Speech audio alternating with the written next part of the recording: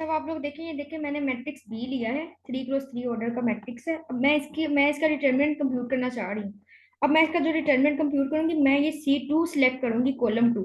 Column 2 मैं इसलिए select करूंगी क्योंकि जो कॉलम 2 है उसमें ज्यादा जीरोज हैं, इसलिए मैंने ये कॉलम सिलेक्ट किया। मैंने आपको लास्ट टाइम बताया था कि जो कॉलम हम लोग वो कॉलम या वो रो सिलेक्ट करते हैं डिटरमिनेंट कंप्यूट करने के लिए जिसमें ज्यादा जीरो हो। तो कॉलम 2 में हमारे पास ज्यादा जीरोज हैं, तो मैं कॉलम 2 जो है वो सिलेक्ट किया इसलिए। अब मैं compute determinant of B by column 2 कर रही हूँ। अब ये देखिए, मुझे पता है इसके ऊपर, यहाँ पे मुझे पता है पॉजिटिव साइन आता है, ठीक है। तो यहाँ पे ऊपर इसके ऊपर क्या आएगा, नेगेटिव और पॉजिटिव। अगर यहाँ पे नेगेटिव है तो उसके अगले वाले के साथ पॉजिटिव, अगर इसके बाद पॉजिटिव है जीरो के ऊपर तो इसके ऊपर नेगेटिव आएगा। ये देखिए जरा, इसके ऊपर नेगेटिव साइन है तो इसके ऊपर मेरे पास पॉजिटिव साइन है, तो इसके ऊपर साथ नेगेटिव साइन है।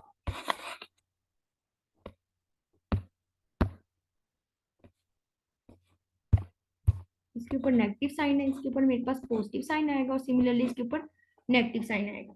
अब मैं कंप्यूट कर रही हूँ डिटर्मिनेंट बाय कॉलम 2, इसलिए मुझे इसके साइन से कंसर्न है, मुझे बाकी किसी एलिमेंट के साइन से कंसर्न नहीं, क्योंकि मैं कॉलम 2 से जो है वो कंप्यूट कर रही हूँ डिटर्मिनेंट, ठीक है।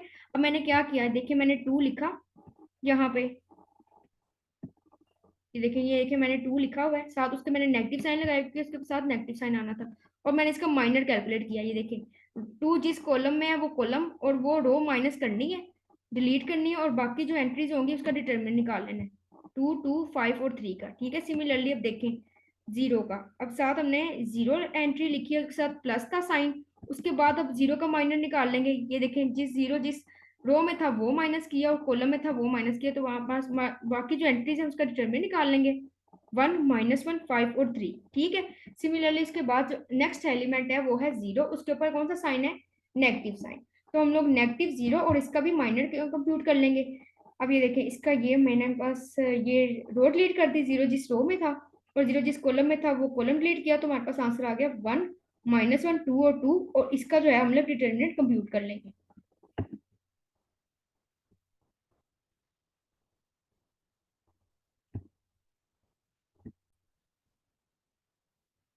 अब ये देखें -2 है, इसका डिटरमिनेंट मैंने कैलकुलेट किया, ये देखें 3 2 6, और माइनस होगा सेकेंडरी डायगोनल के प्रोडक्ट्स एलिमेंट्स के प्रोडक्ट से, ये आ गया 5 2 10, ठीक है। इसके बाद ये देखें जीरो है, इसके डिटरमिनेंट का मल्टीप्लाई हो रहा है, इसके डिटरमिनेंट का आंसर जो मर्जी आ जाए, जब जीरो मल्टीप्लाई हो रहा है तो उसने पूरी जो है वो आंसर को क्या कर दिया, जीरो कर दिया, इसलिए मैंने वो नहीं निकाला, मैंने इसलिए +0 कर दिया, ठीक है।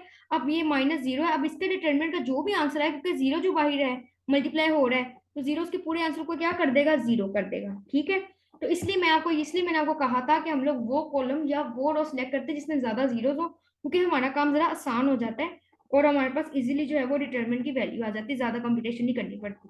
अब ये देखिए -2 आ गया, ये बाहर -2 एज इट इज है, उसके बाद इसका हमने डिटरमिनेंट का जो आंसर आया वो 6 -10, और ये आगे मेरे पास कंप्यूट करने से -4, बाहर -2 है, तो नेगेटिव नेगेटिव है, हमें पता है नेगेटिव नेगेटिव यहाँ पे, सॉरी यहाँ पे पॉजिटिव आना था, तो 2 4 ये 8 आ गया इसका, ठीक है, +8। उसके बाद आई होप सो आपको ये समझ आ गया हो कि हमारे पास ये ज्यादा इजी वे है कि हम लोग को फैक्टर्स निकालते हैं कि एक एलिमेंट का, फिर उस तरह करते हैं।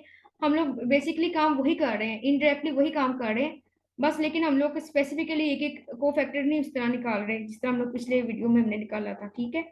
अब ये देखिए डिटर्मिनेंट ऑफ 3x3 मैट्रिक्स, अब हमारे पास एक और मेथड भी है डिटर्मिनेंट फाइंड करने का, 3x3 ऑर्डर के मैट्रिक्स का यूजिंग डायगोनल, यानी डायगोनल्स की मदद से भी हम 3x3 मैट्रिक्स के डिटर्मिनेंट निकाल सकते हैं। 3x3 ऑर्डर के मैट्रिक्स का डिटर्मिनेंट डायगोनल मेथड से भी कर सकते हैं। अब आपको मैं बताती हूँ कि हम लोग किस तरह इसको कैलकुलेट करेंगे। अब आपके पास 2 3 मेथड्स हो जाएंगे, तो आपको जो मेथड इजी लगे आप उस मेथड से डिटर्मिनेंट कैलकुलेट कर सकते हैं। पहले आए इसको हम डिस्कस करते हैं। अब देखिए, इसके मैंने स्टेप्स लिखे हुए हैं यहाँ पे।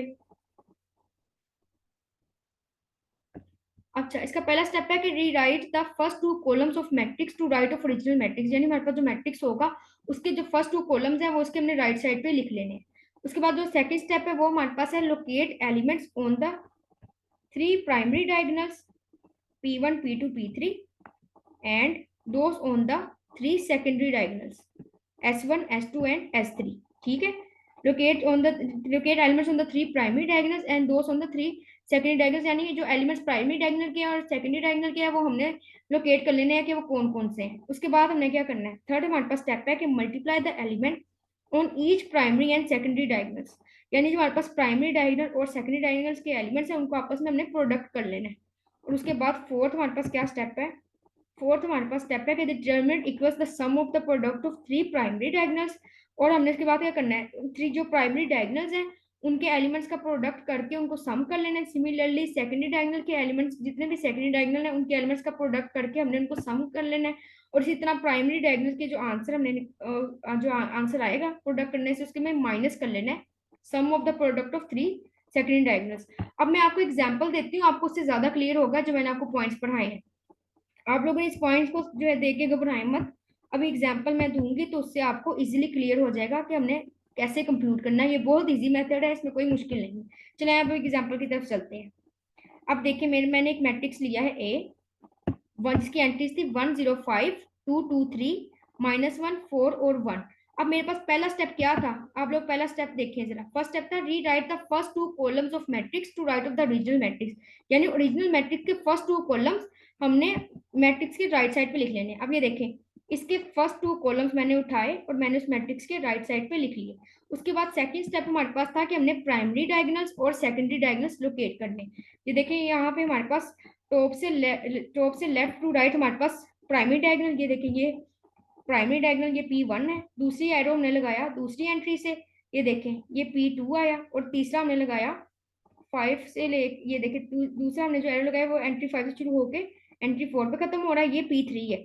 प्राइमरी डायगोनल्स वही होते हैं मैट्रिक्स के जो लेफ्ट से राइट तक हम लोग शुरू होता है। ये देखिए लेफ्ट से राइट तक लाइन लगाएं तो हमारे पास एक प्राइमरी डायगोनल आता है। इस तरह सेकंड डायगोनल देखिए 0 3 और -1 को कवर कर रहा है। इस तरह जो थर्ड वाला प्राइमरी डायगोनल 5 2 और 4 को कवर कर रहा है। ये हमारे पास प्राइमरी डायगोनल्स हैं जो लेफ्ट से राइट तक जाते हैं मैट्रिक्स के। अब इसी तरह अगर हम लोग नीचे से लेफ्ट टू राइट जाए तो वो सेकेंडरी डायगोनल होता है मैट्रिक्स का। ये देखें ये एक सेकेंडरी डायगोनल है, ये S1 आया, ये कवर कर रहा है -1 2 और 5, ठीक है। दूसरा देखिए 4 3 1 पे मैंने एरो लगाया, ये देखिए 4 3 1 ये सेकेंडरी डायगोनल 2 है। इसी तरह नीचे से लेफ्ट टू राइट हम लोग देखें 1 और हमारे पास आया है 2 और 0, ये आ गया S3, ठीक है। मैंने इस तरह ये देखे मैंने एरो लगा के उसको लोकेट कर लिया कि कौन सा प्राइमरी डायगोनल P1 है, कौन सा प्राइमरी डायगोनल P2 है, कौन सा P3 है। सिमिलरली S1 कौन सा है, S2 कौन सा है और S3 कौन सा है, वो मैंने लोकेट कर ली। उसके बाद हम लोग क्या करेंगे, अब जो हमारे पास प्राइमरी डायगोनल P1 है उसके एलिमेंट्स का प्रोडक्ट कर लेंगे। सिमिलरली P2 के एलिमेंट्स का प्रोडक्ट कर लेंगे, P3 के एलिमेंट्स का प्रोडक्ट कर लेंगे, उनको सम कर लेंगे।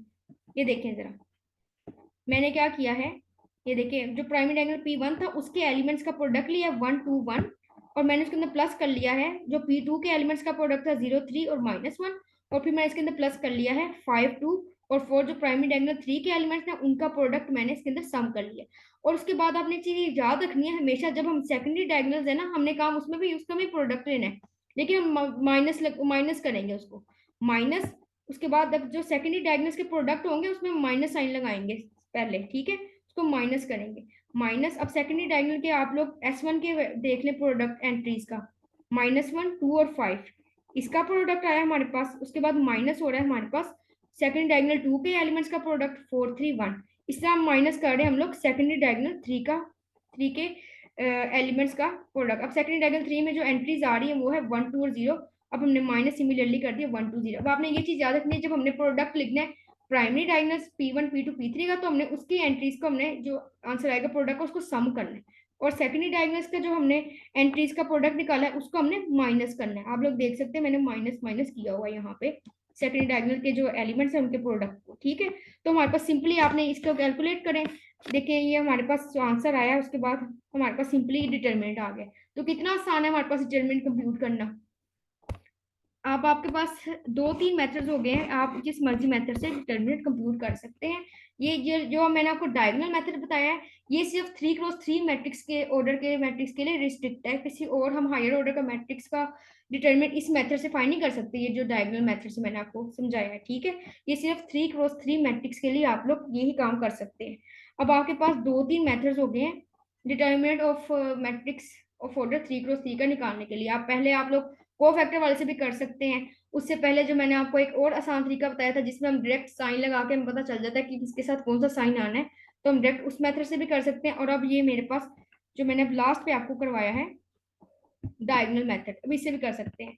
तो आप जिससे मर्जी चाहे करें, आप लोग का जो है ना, अब आपको डिटर्मिनेंट फाइंड करने का आपकी अपनी चॉइस है कि आप जिससे मर्जी चाहें, जो आपको इजी लगता है आप उससे करें। ठीक है, आई होप सो आपको ये चीज़ें समझ आई हो। अगर आपको कोई चीज़ अनक्लियर है, अगर आप लोग कुछ और एडिशनल वीडियोस मुझसे चाह रहे हैं किसी और टॉपिक पे भी, तो आप लोग मुझे कमेंट सेक्शन में बता सकते हैं।